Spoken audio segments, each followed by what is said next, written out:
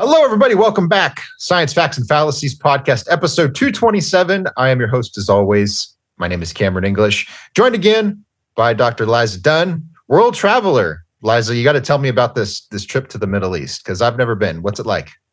It's fascinating. I was in Amman, Jordan, for a conference, and I got to the city is so amazing because of the amount of history that's there. Alexander the Great went through there. The Romans were there. Earliest Christianity was there. I got to see where Jesus was baptized in the River Jordan, which is really more of a creek than a river. Think of a raging river, by John the Baptist. They also had Mount Nebo, which is where Moses was on top of this mountain looking over into the Promised Land. There's just such a rich, fascinating history. The Ottomans were there, and obviously now it's an Arab country. And it's just a really, really neat city and fascinating culture.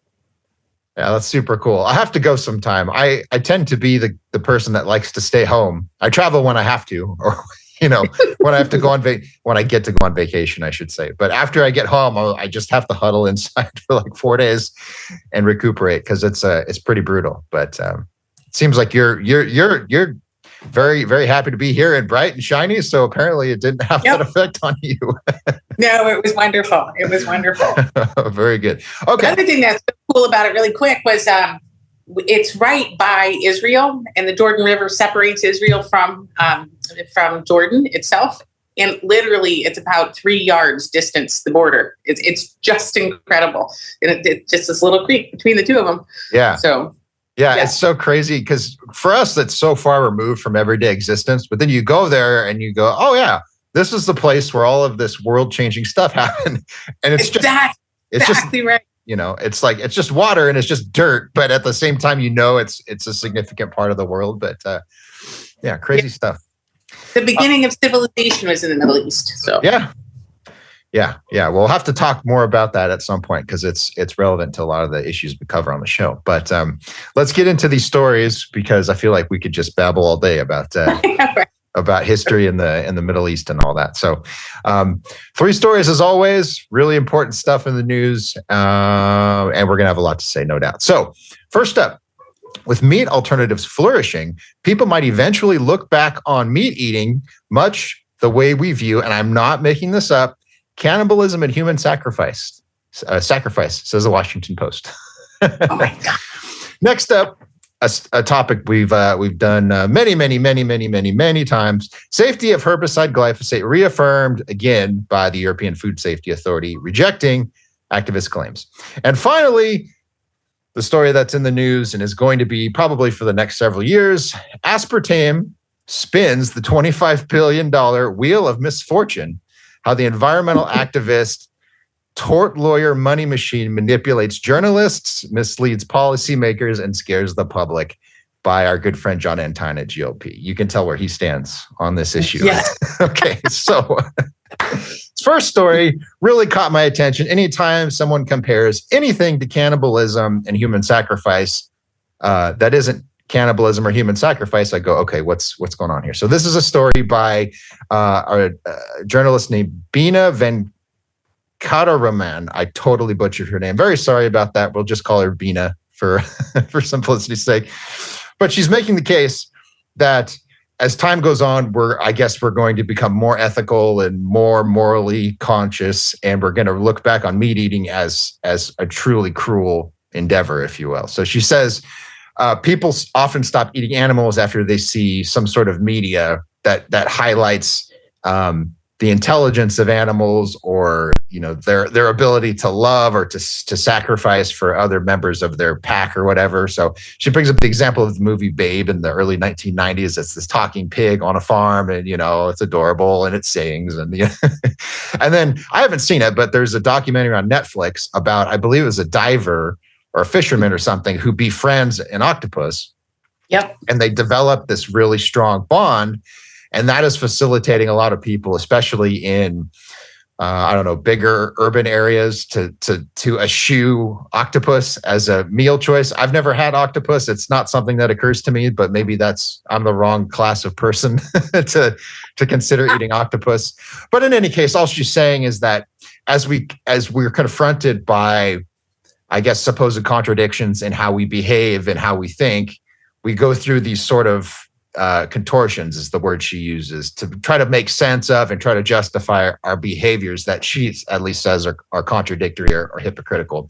And then she turns to the issue of lab-grown meat, and she says this is going to facilitate this shift away, because we're looking for a way out of these contradictions, but we also want to preserve the way of life that we're familiar with. And she says that proponents argue that meat brewed from animal and egg cells in vats requires less land and water, and that it will one day be affordable, green, and tasty enough to obviate the need to raise and slaughter animals. Okay, so that's a very familiar case. There's lots to say here. She has a couple other arguments in here that I think we need to touch on, but I'm sure you have a lot of input here, Liza, so go for it. Yeah, so first of all, for millennia, people were hunters and gatherers, and they've always eaten meat in some capacity or another. And meat's a really, really important component of the diet because you need protein for your brain to grow. And it's really, really kind of gotten livestock agriculture has gotten so much more efficient in the 20th and 21st century that you can actually be very, very efficient at getting high quality protein. And really, actually, if you think about it, it's the ultimate plant-based diet because they take grass that we can't digest in areas that can't grow things like fruits and vegetables and row crops and things like that. So areas that are difficult to grow things, and they concentrate that nutrient into very, very high quality protein that is really, really important for people. So we've co-evolved with animals, and in the wild, I'd like to point out that animals eat each other all the time. It's not a very, very pretty existence if you see kind of how animals behave just as Mother Nature would have. Now, in terms of animal suffering, I think that everybody would like to make sure that animals are treated well. There's a lot of mythology about, cattle raising and chickens and things like that. Cage-free. There's this promotion of going cage-free, that there's a notion that feedlots are really terrible places for cattle and that cattle are abused. If you don't treat your animals well and you don't give them good nutrition, they won't have adequate growth. So, and they won't be as productive. So it is in the farmer's best interest to treat the animals as well as they can. And then they are, you have a much smaller dairy herd now because you can make so much more milk. And so the animals are much more productive than they used to be. So going back to the, good old days of hunting and gathering, people weren't just eating, a plant-based diet. We need protein, we need vitamin B12. And so the discussion around the livestock industry is often, I think, misguided. That farmers treat their animals well. It's a really, really essential, important part of a protein diet. And I think that it's gotten so much more efficient that you can do much more with less. Now, turning to the lab-grown meat, I was actually at the Consortium of Universities for Global Health Conference in, I want to say it was probably 2017. And I saw some of the first discussions about lab-grown meat. And they brought in some ground beef. And it was $18,000 a pound, which is absolutely right. You can't do that. And the other thing about lab grown meat is it's, people talk about highly processed food. This is a highly processed food. It is food processing gets a bad rap. Food processing in general makes life easier for people to not have to go do all sorts of stuff in the kitchen themselves. But in this case, it's very highly processed, and people don't tend to like the taste of it so much, and it's not doing anywhere near as well as they thought it would in terms of economically. So lab grown meat, I think, is going to be a little bit more of a pipe dream, especially as we are highly productive in our livestock management now.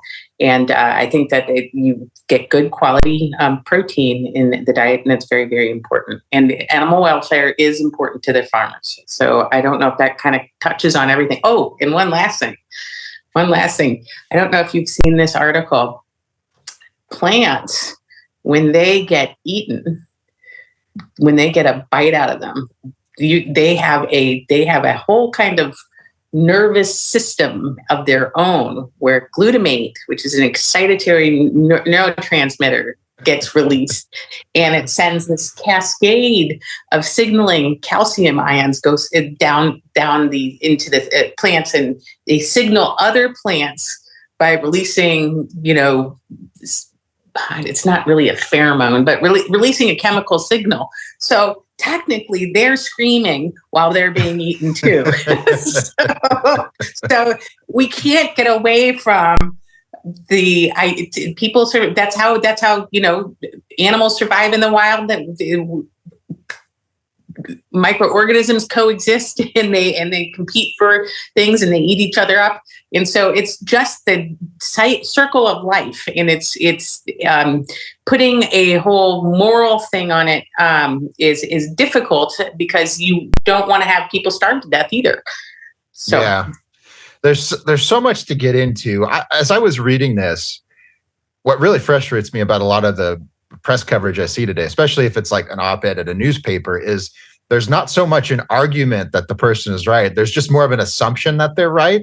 And it's incumbent upon the reader to go, well, yeah, what do you think? Because I'm right. It's like, it's this really obnoxious thing. And I just want to, there's so many issues that this touches on. But like, for example, I would love to ask the author, what do you think about physician-assisted suicide?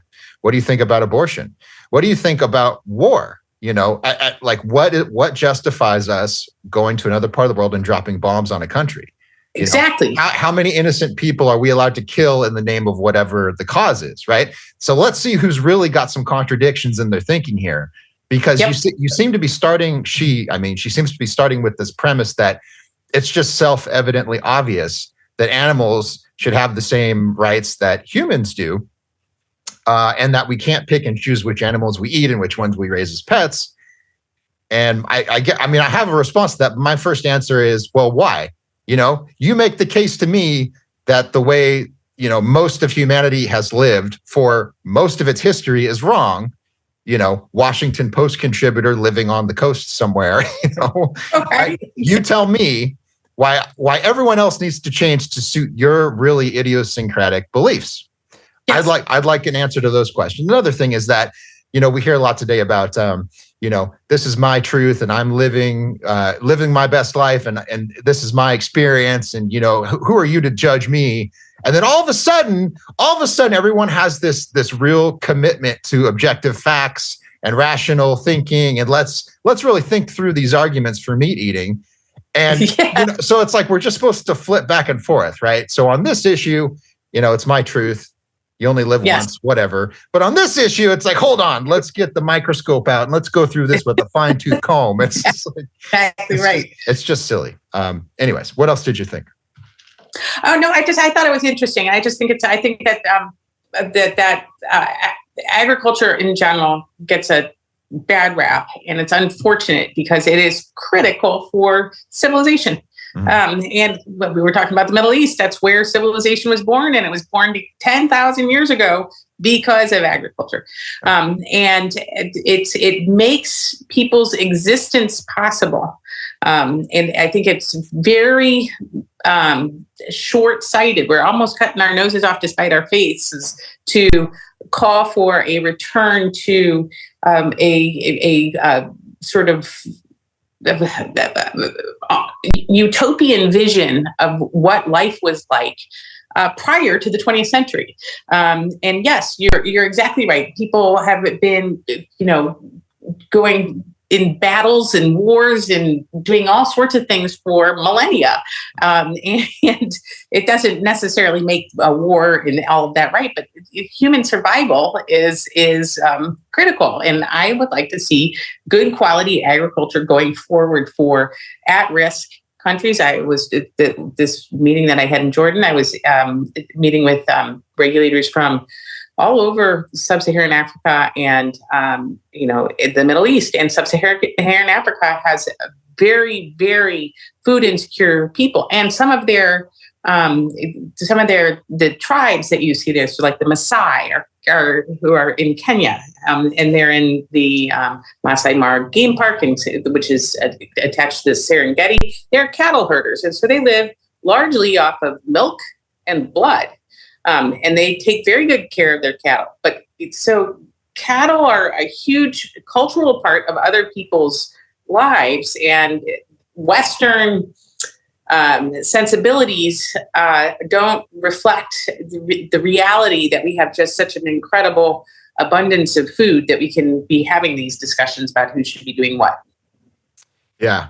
I went off on a philosophy tinged rant there, but let me bring it back to the science of this, because I think that is really important, because for as nonsensical as I think this isn't a solution yet for feeding the world. It's just not. And our mutual friend, Allison Van Eenenum at UC Davis, wrote an article about this for GLP some years ago. And one of the points she made is that we're trying to spend millions of dollars in these bioreactors and fine tune them so they'll produce a nutritious source of protein.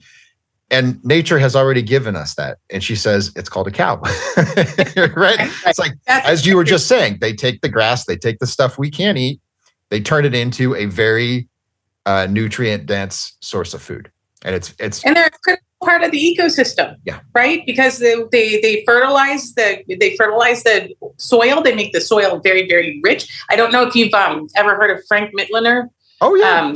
Yeah. So he talks about greenhouse gas emissions. Well, if you can have rich soil, you can sequester carbon. So sequestering carbon, they're part of this whole cycle. They get this bad rap, but they're part of this whole cycle. And we are so much better at raising cattle now than we were before, that it takes less water, less grass, less corn, less of everything to make a much higher quality steer than we used to. Yeah, it's like your rotary phone versus your smartphone, to use a comparison I brought up a couple weeks ago. It's the same thing. It's technology and innovation, and primarily smart people who figure this stuff out. They allow us to do things more efficiently and at a lower cost as a result. And all of this is another thing that frustrated me about the story.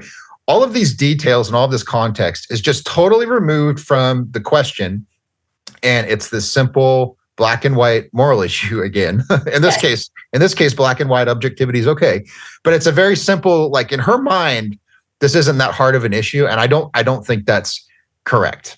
And one other example, she talks about livestock's major contribution to the worsening climate crisis. As we've said before, what do you think is going to happen to the climate when we have to plant a bunch more, like a buttload more plants to feed ourselves, right? You would have to take almost every acre of arable land out there. Deforestation. Oh, speaking of deforestation, that livestock gets also slammed in Brazil for deforestation. The claim is that the cattle farmers are cutting down the forest for the Amazon rainforest for livestock, for cattle.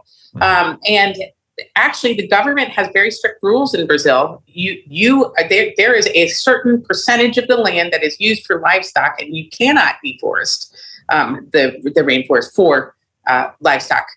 So that's a misconception. And if you have the same amount of land, what you want to do is you want to wind up making your cattle breeding more, breeding for the most efficient kind of cattle. And in the United States, let's see. In the 60s and 70s, we began breeding better, meaning bigger animals. And they're far, far more advanced than they were 20 or 30 years ago. So the second factor is they've cut back on the time needed to raise cattle. In the 1970s, it took 609 days to raise a cow from birth to slaughter. Today, it's 485 days. And so that's because they are treated better, they're fed better, they get better existence, right? And so everything that they do is so much more efficient, and that decrease in time actually means that there's decreased inputs to raise the same or more protein. Now, if you want to talk about inputs, the amount of electricity and the amount of sort of extra inputs that you need to make lab-grown beef is why it's $18,000 a pound, or it was then. Obviously, it's on the shelves, so it's a lot cheaper now, but it's still out of range for a lot of people in terms of price. And when people try it, they don't necessarily like it very much. Yeah, so many good points there. Let me add on to one. This is from Dr. Hannah Ritchie. She's an environmental scientist. She's one of the leaders at Our World in Data, and they put out all these great articles just documenting, where do we stand with certain like global problems like climate change and deforestation and stuff. Here's what she writes on this website. She says, the world passed peak deforestation in the 1980s, and it has been on the decline since then. We lost 150 million hectares, an area half the size of India during that decade. Since then, deforestation rates have steadily declined to 78 million hectares in the 90s, 52 million in the early 2000s, 47 million in the last decade. So in other words, deforestation is very rapidly, in terms of total history, is declining, right? It's almost gone, and it's happening in part because of the improvements in agriculture you mentioned. Yeah. But we get wealthier and we figure out how to feed ourselves and how to not freeze to death. And then we go, well, we should cut down all these trees. Let's work on that, right? That's exactly what's happening. And this is the sort of stuff, I can't stand it, Liza. It always gets overlooked. It's like these reporters just sit down at their desk and they go, oh, you shouldn't eat octopus. Let me tell you why I'm so much. It's like, just shut up. You don't know what you're talking about. I'm sorry. Sorry, everybody. So the stats that I was reading were from Judith Capper, and it's feedlot beef better for the environment. So you should go look at that article because it's really good. It dispels a whole lot of mythology about livestock farming. We're getting better at it. It's great. What else did I want to talk about here? That kind of maybe this is just this is just me speculating, but like the thought of you comparing eating a cheeseburger to sacrificing a child to the weather gods maybe she has kids. I don't know. I don't know. Like the thought of, I read about that stuff in history sometimes and it sends a shiver down my spine. The fact that like parents would take a young child and burn it to death. Yes. That's appalling. It's appalling. But cannibalism is still practiced in some parts of the world, and it's actually how we discovered what the etiologic agent for CJD, Creutzfeldt-Jakob disease, was, because of the 4IA tribe in Papua New Guinea were eating each other, and their spinal cords carried this prion that caused that ate holes in their brains. So, we prefer not to have cannibalism. It's just yeah. Oh, the other thing, finally, I know we're spending a lot of time on the story, everybody, but I think this is probably it's the newest, it's the most novel one we've dealt with this cannibalism claim. She talks about, we're losing species of fish, and we're like, it's just so apparent that this is bad because we're eradicating these species. I don't think that's the case. And I think, and again, not deforestation, but overfishing is a real problem. Yep. There's no denying that. But I think the theme on this show, and for a lot of people in this kind of science communication world that you and I inhabit, is we come up with solutions to stuff. When you read the press and you read a lot of activist groups, the answer is always the same. The answer is you have to fundamentally change your lifestyle and give us all your money, and then everything will be fine. That's always the answer. The answer is never, let's engineer a fish that grows faster and uses less feed that we can raise in land-based tanks. No. You may not, because I saw anaconda once and I'm scared. It's like, whatever. Okay, I'm done.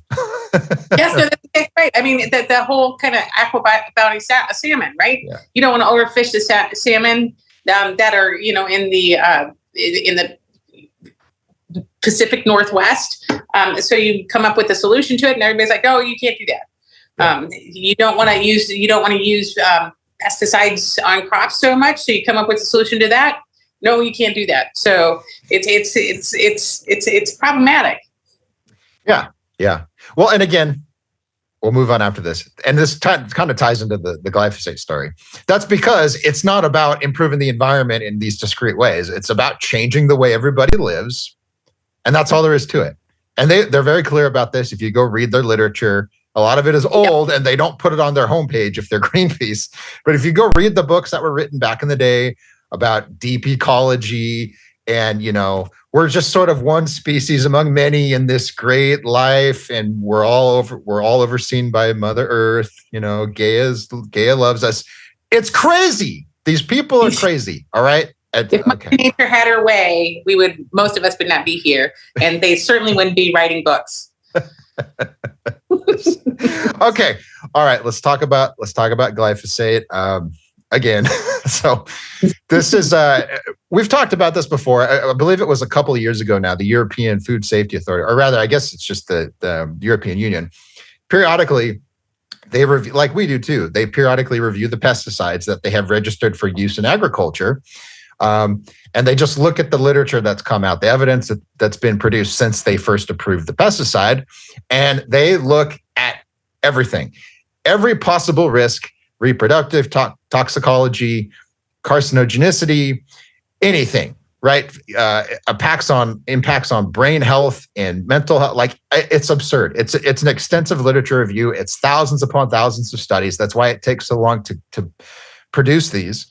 So I think I wrote an article about it at the time. They had just announced that they were doing it, and they had announced the conclusions, and they hadn't published the report because they're like, we're still putting this thing together. It's going to be like 800,000 pages or something, or 11,000. Excuse me. It was 11.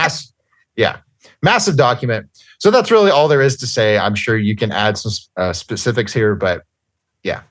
Yeah, once again, glyphosate is the most important, in my mind, the most important chemical in the world that nobody really kind of realizes how it impacts our everyday life. It's hugely, hugely useful in that it's got a very low toxicity profile.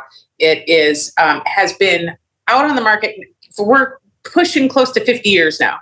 And so this is probably the most studied chemical out there. If there were some signal we would have that it was causing harm to humans, we would see that by now because it is such an important chemical. And the question becomes, how much more do you want us to do to help society see this? What there are allegations that companies and regulatory agencies are intertwined, and that the company has undue influence on the regulatory agency. But what I often ask people about this, about pharma and about ag. You all claim that business is not trustworthy. Okay, so how would you get a product from the bench to the bedside? You clearly want to have some regulation in there. And what does that regulation look like?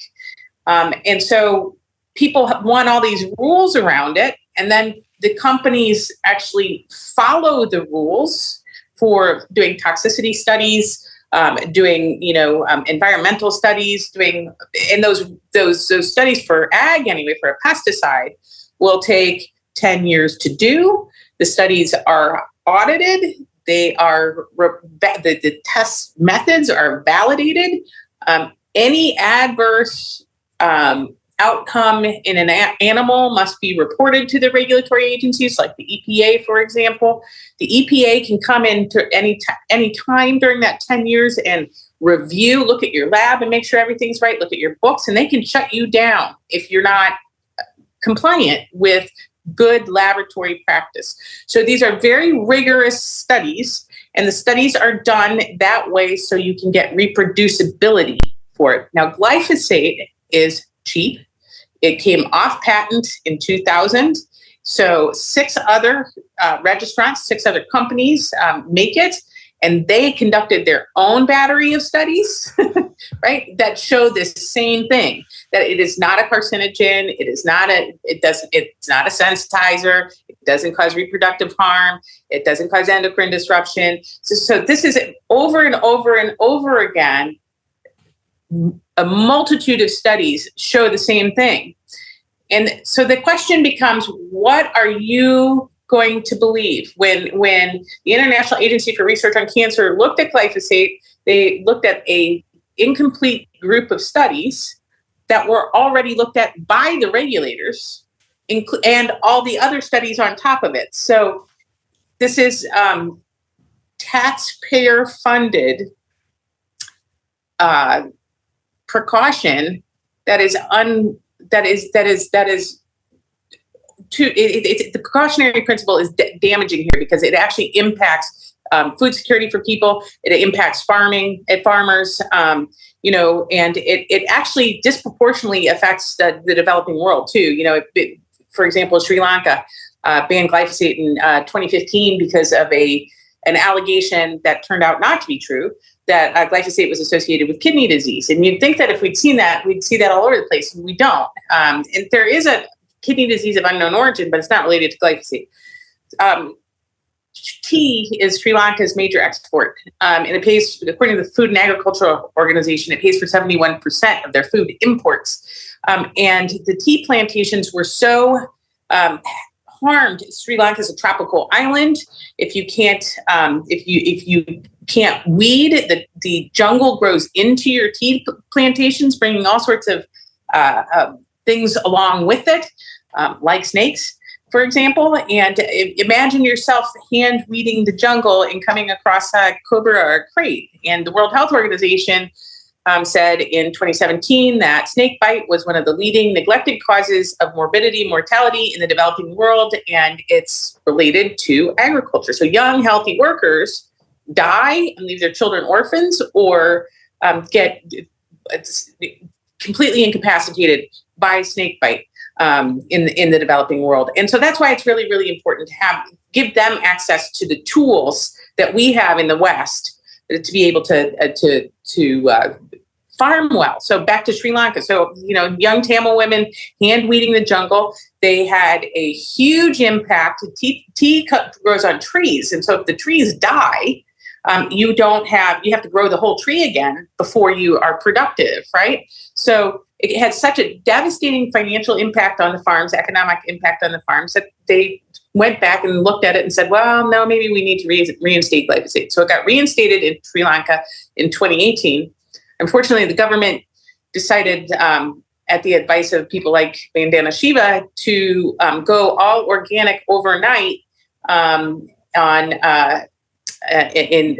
April of 2021, and the whole country collapsed because of bad agricultural policy. So the glyphosate, the thing about glyphosate is that it's only being there's suspicion because of the 3 cases against glyphosate that there's the rest of the world thinks, there were 3 cases where there were multi-million dollars awarded by juries to litigants, and therefore there's got to be something wrong with glyphosate, because how would that happen? And that's just a feature of the American tort system.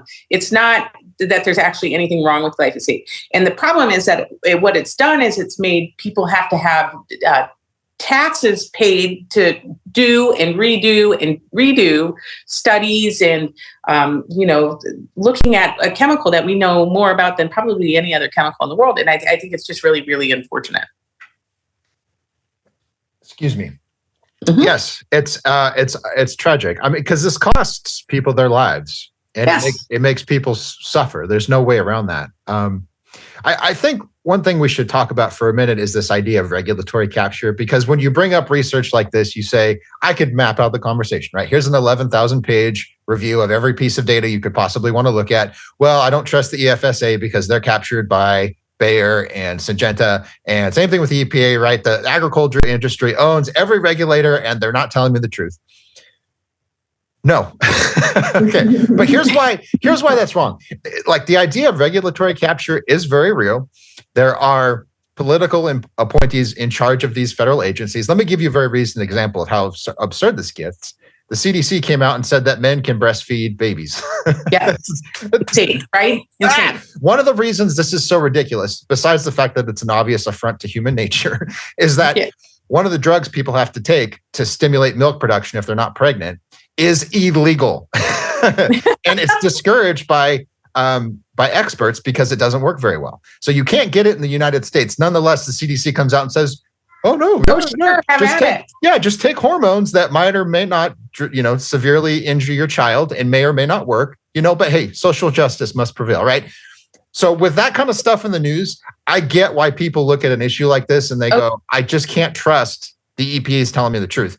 But I think the difference here is we have 40, 45 years of research and real world experience, right? Go talk to the farmers that use this and they go, I'm fine. I've been using this for 30 years, right? Yeah, that's exactly right. Yeah. Oh, one other point that brings up is if you look at people with the highest glyphosate exposure, that would be farmers and pesticide applicators, their rate of non-Hodgkin's lymphoma, which is the cancer everyone is freaking out about, is actually slightly lower than the background rate of non-Hodgkin's lymphoma. And these lawsuits do not involve anybody who works in agriculture. They're all consumers. I think the one sort of exception is the gentleman from San Francisco who did groundskeeping for a public school. He's the and even he does not have as high of an exposure as the people that have been studied by the EPA and by all kinds of different labs and all kinds of different companies. So all that to say, the evidence is how you adjudicate this. You don't say, well, I don't like the EPA, because frankly, I don't like them either. But you just look at the evidence and you figure out how to assess it. It's hard to do sometimes, but it's doable. And there's no reason to worry about this chemical in this case. There is no reason to worry about the chemical. And the question is, how much more, what can we do that after all of these studies, after over decades and decades and decades, what can we do to reassure the public that this is not an issue? I don't know. Our friend Jeffrey Cabot, cancer epidemiologist, pointed out a couple of years ago, we've run out of ways to study this. We can't do any more. Like we've done so many. You couldn't conduct a new study. Like, you'd have to invent a new methodology because it's been studied so many different ways. So I don't know. It's I am alarmed to see how persistent this issue has been. It's been since 2015, since the IARC monograph came out, and we're still talking about it. I guess the only hope at this point is the courts are going to keep saying no thanks. Yeah. Stupid, right? Because pretty soon you have some real precedent, and then the lawyers will get the hint and they'll just stop bringing these cases. Yeah, we've done the last five or six cases now, and that never made the news. Yeah, it's not as prominent for sure. There's a couple of news stories, but as a rule, reporters like to tell the Aaron Brockovich story over and over and over, and when they don't get to tell that story, it's boring, and they're like, okay, so Yep, that's right. Jury has common sense. On to next story, that kind of thing. This next one, though, again, lots of similar themes here. We're talking about aspartame. This is John Entine. He's the publisher of Genetic Literacy Project. He wrote this article.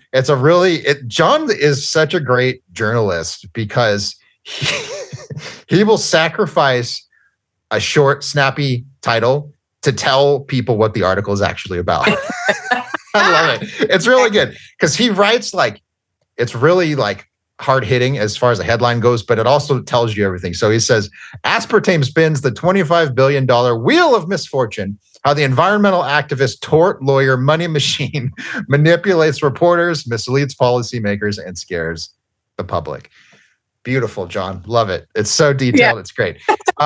Just a quick overview here. He talks about the two UN agencies that have, I believe they have come out or they're about to come out with separate reports on the carcinogenicity of aspartame, which is this non-nutritive sweetener that's used in all kinds of foods. One of them is IARC, of course, which has no particular expertise or reason to be doing this except to give lawyers a reason to file lawsuits. The other one is a body of bona fide experts that the UN assembles to look specifically at this question. So John points out that two things are all but certain to happen. The agency that looks at this issue and has the appropriate expertise is going to say there's nothing wrong here. 40 or so years of research, there's nothing to suggest this is a problem. IARC is going to come out and say, or it has already at this point, and said this is a possible carcinogen. We can talk more about that classification or what it actually means in a minute. And then he says the next thing that's going to happen, there's going to be a firestorm of media controversy. It's going to be in the headlines, and then the lawsuits are going to start appearing in probably the more liberal courts around the United States, where the law firms have predicted, and sometimes correctly, that they're more likely to get a favorable judgment, either from a panel of judges or from 12 jurors.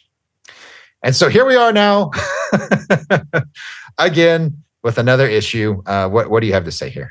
This is the glyphosate redux, right? This is wash, rinse, repeat. I think somebody said. Did you say that earlier? You might have said that earlier. But it's unfortunate because you're pitting two World Health Organization agencies against each other, right? And one of them is a cancer hazard evaluator that, once again, does not look at the whole body of literature around any kind of chemical. Their classification of it as a possible carcinogen doesn't even trigger Prop 65 in California, right? So Prop 65 in California, you will see, for those of you who've been to California, you will notice that everything around you causes cancer, including walls and washing machines and everything, right? So they'll have a sign. This substance is known to the state of California to cause cancer or birth defects. That comes from Prop 65. You have to fall into the probable carcinogen category to trigger Prop 65. And as far as I understand, possible carcinogen doesn't fall into Prop 65. IARC has looked at over 1,000 chemicals in its existence and has only come up with one, caprolactam, which is a stretchy stuff in yoga pants, that is not a carcinogen. And everything else is either they've got this nondescript category now, but possible, probable, or definite carcinogen. And when you just throw the word in there, people get very, very upset. Now, aspartame is a very simple molecule that when you ingest it, it gets metabolized to two amino acids. Amino acids are the building blocks of proteins, and proteins make up the structural components and the machinery in your body. And so you can't live without proteins. But it's like having these, they're ingredients for proteins. So phenylalanine and aspartic acid is what it gets broken down into. And so to make the claim that amino acids are going to cause cancer, which I think they actually get a little bit more nuance than that, but it's just blatantly false. And it's unfortunate because this, once again, very safe. It's safe for consumption. This very safe chemical that's been on the market that we were talking about this the last time we talked about it. Diabetics are able to have soft drinks, and kids are able to have, sweet things at parties and things like that they wouldn't be able to, So you're not going to drink like 36 cans in one setting of a diet soda. You'll explode. So I just think it's really, really unfortunate that that this is the amount of hay that's being made over this. And once again, taxpayer dollars are going to go into some big regulatory apparatus to try to, review stuff that we already know. And, 5 years later, 6 years later, we'll be still looking at this, and we'll have an 11,000-page report from EFSA saying it's okay. We'll be still having this conversation. One thing that's often helpful when these issues come up is just to look at the other things that IARC rates as possible and probable carcinogens. So at one point, coffee was I believe, a possible carcinogen. Yep. Tylenol, acetaminophen, that didn't go through. And the coffee one, and this speaks to another important point, California at one point was proposing to add coffee to the list of Prop 65 chemicals, which would have enabled all sorts of lawsuits, which could have very, very possibly risked certain coffee chains pulling out of the state or close, and that caused a public uproar because people are like, wait a minute, even in California, and people here are odd ducks, many of them, and they believe strange things about science. But even they were like, whoa. You can't have my Right. I need my Starbucks on the way to work. How else am I supposed to tolerate this traffic? Right. So all of a sudden, and it wasn't really the science that shut that down. It was just enough people going, coffee, really? Well, they're making the same claims about cell phones. They're saying that cell phones don't have ionizing radiation. Ionizing radiation is what causes tumors, not your cell phone. So I mean, it's and I guess I don't know how to. They make all these claims, and I guess people have not picked up on the cell phone thing quite so much. Some people are. I think RFK Jr. even said on Joe Rogan the other day that Wi-Fi causes cancer. Joe's like, uh-oh, there goes your job, right? You're totally dependent on Wi-Fi. We've been totally dependent on Wi-Fi. So people will not take that claim as seriously as they will take a claim about a chemical that they don't know about. Yeah, it's a very good point. Yeah. Mm-hmm. So it's frustrating. Yeah. I think, though, that might be the silver lining to this awful situation we're in, is that when and again, we've talked about this a lot, it's usually when, people experience an outbreak of a vaccine preventable disease, all of a sudden the parents go, oh, maybe I need that MMR shot after all, right? Yeah. Or whatever, that's really what inspires the change, is people get sick and it affects their day-to-day life. And all of a sudden they're not scared of science as much. Yeah. So I think that might happen here. And I forget who it was on Twitter, but someone we both follow pointed out that I'm not seeing as much hysteria in the news and in my social media feeds about aspartame. And I think you were one of the people who pointed out, well, yeah, that's because everyone uses it, right? It's in syrup and diet soda and food, and it's just everywhere. It's just a part of everyday life. And so people have a harder time swallowing this concept of, am I really going to get cancer if I sweeten my coffee with this instead of sugar? It just doesn't. That's exactly right. And once again, we're living an extra 35 years. Then, diet soda has been on the market since the 60s, a tab or something like that. You remember the drink tab? Oh, yeah. It's so diet soda has been on the market for a very, very long time. So I think that if we were seeing actually, a big increase in a certain kind of cancer, then you could say that there was an association, but we're not seeing that, right? And the data don't show that. So it's people have been. We're living longer now than we did in the 40s and 50s. So it's not a good association. Yeah.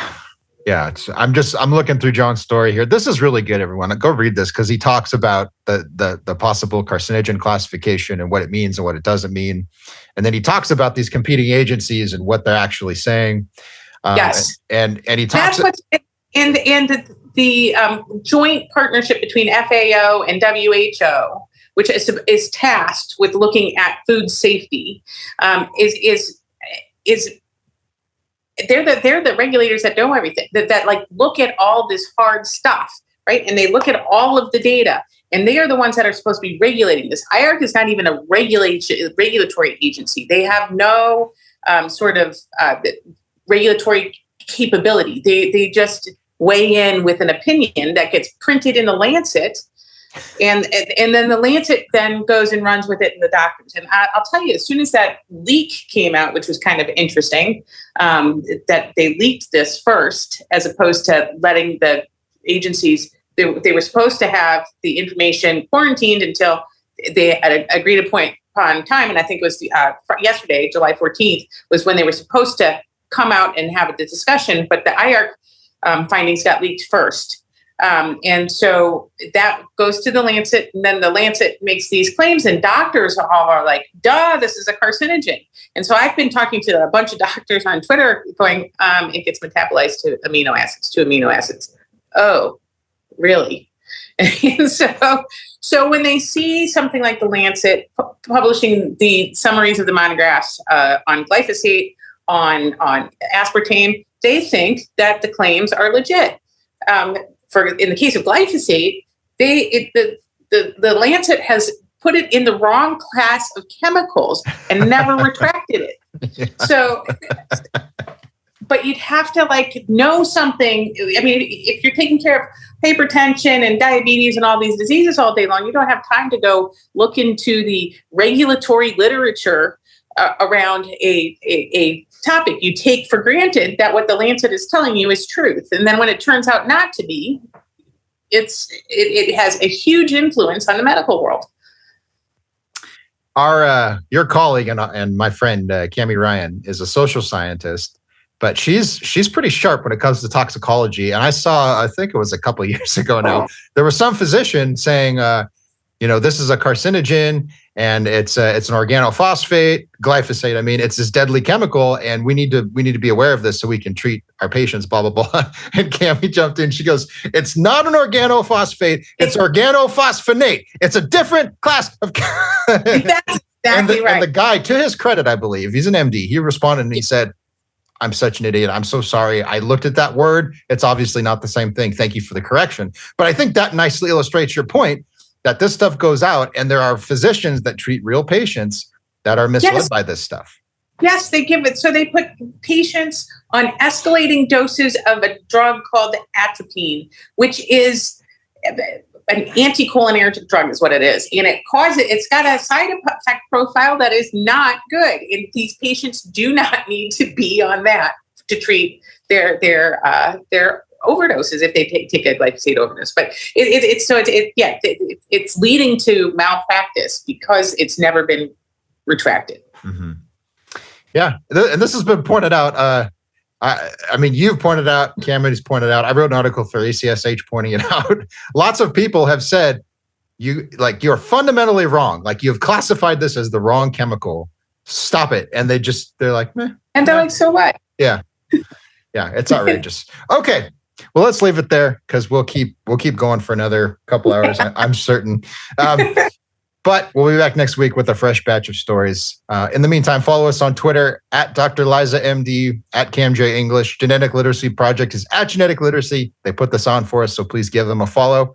Thank you so much, and we'll see you next week for episode 228. Thank you. Have a good weekend.